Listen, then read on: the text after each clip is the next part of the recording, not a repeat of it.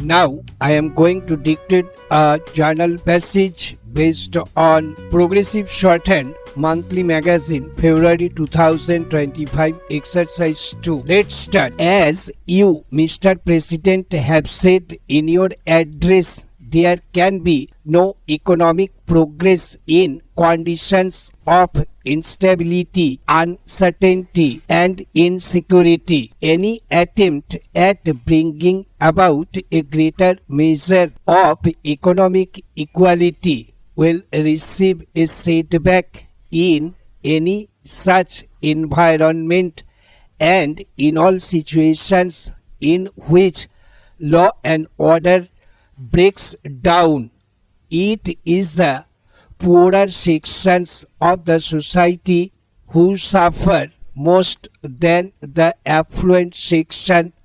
But I would like to draw your attention to one thing.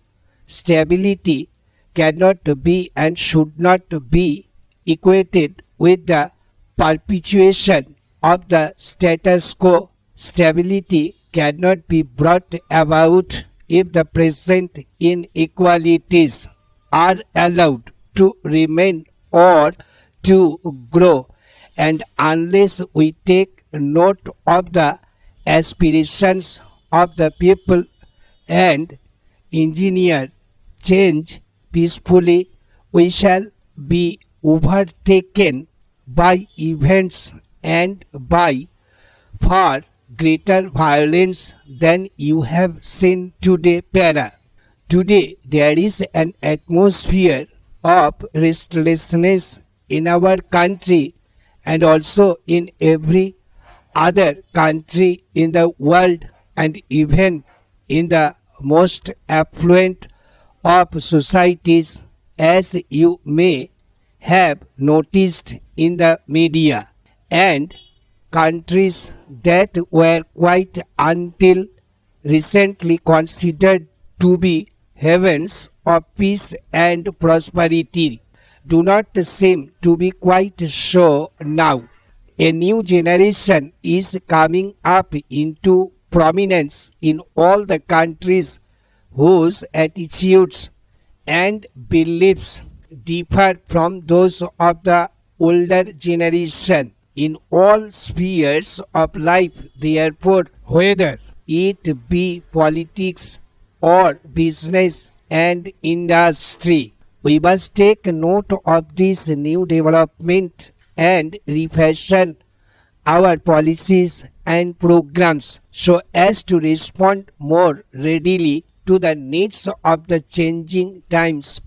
Your speech, Mr. President, clubs together the concentration of economic power and political power and considers both to be undesirable. Now there are adequate safeguards in our political setup against the concentration of political power. Our federal system, with its allocation of powers as between the center and the states, is by itself a corrective against any trend towards the concentration of political power. We have now the phenomenon of different political parties holding power in different states and in the national sphere also. We have a powerful opposition subjecting every move of the government to the closest and most critical scrutiny, but businessmen should ask themselves frankly whether there are similar